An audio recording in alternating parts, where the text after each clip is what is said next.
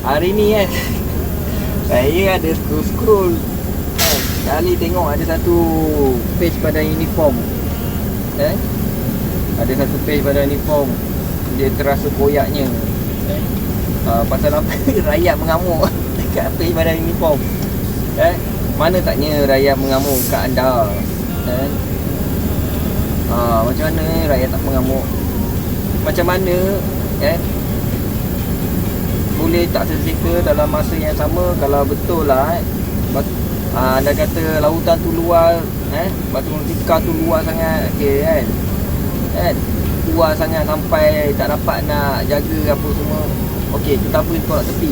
Tapi paling penting, apa guna kita ni bercerita tentang kecanggihan, beli ni, beli tu, dengan kapal, dengan ni, aset-aset, bernilai-nilai apa semua. Takkan lah tu tak dapat. Lepas tu dalam masa sama, okey, kita tolak tepi. Okey, bila yang terlepas ni, takkan tak ada penangkapan. Takkan tak ada penangkapan bila dah di dekat darat. Betul tak? Lepas tu dalam masa sama kita tolak tepi. Okey, bila rakyat dah salurkan info-info kan, mana warga-warga asing ni bertempat yang haram ni, takkan tak ada tindakan. Takkan dah sampai tindakan tu terlampau lemah sangat. Macam tak apa, biarlah. Okey, sebenarnya kan, apa nak diutarakan kan, minta tolong lah. Sebenarnya jadi macam ni sebabkan pentadbiran. Pentadbiran. Bila politik dah masuk dekat badan uniform, habis hancur. Habis unit badan uniform. Jadi yang buatkan rakyat memberontak, buat rakyat yang rasa sayu. Ini dah nak bagi beberapa hari dah nak merdeka tau. Isu yang ni pun tak tersettle. Bertambah ni, isu yang bertambah ni, isu-isu yang berbangkit. Kita ambil lah warga asing Cina 1 juta lebih tak keluar Malaysia. Apa cerita? Tapi rakyat sabarkan je. Rakyat tahu kat mana. Tapi yang mana pihak terlibat badan-badan uniform, tapi kita tahu benda ni politik masuk campur. Okay, itulah yang sangat-sangat cikilan. Lepas tu kita tak nak cerita yang lain-lain pula. Sebelum ni apa semua, rakyat dah campur makan hati lah, dah kecewa lah. Bila politik dah masuk campur, dah masuk campur dalam pentadbiran negara, dalam masa pentadbiran badan uniform.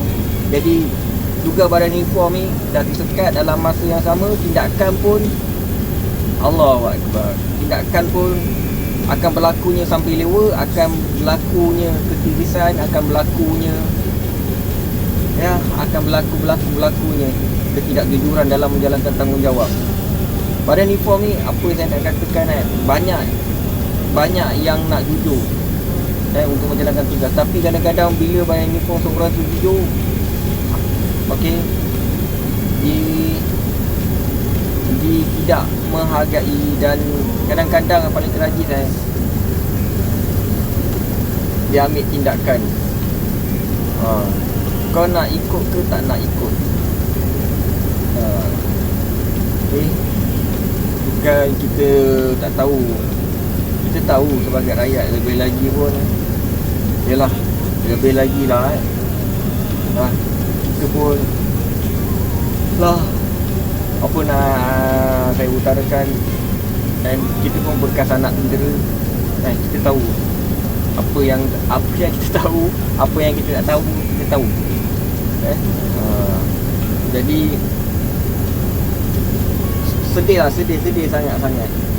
Sedih sangat-sangat apa yang nak diutarakan. Saya pun sangat-sangat kecewa lah sangat-sangat kecewa. Inilah dah nak dekat hari merdeka ni, tak rasa dah hari merdeka ni. Dah tak rasa dah. Cuma yang ada rasa sekarang ni,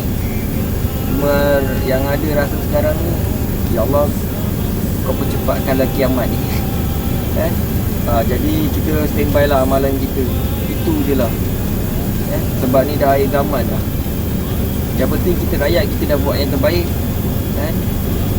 Kita dah buat yang terbaik kan? Semua kita rindukan lah kan? Keamanan, kemakmuran, kesejahteraan. Itu lah. Kecewa lah kan?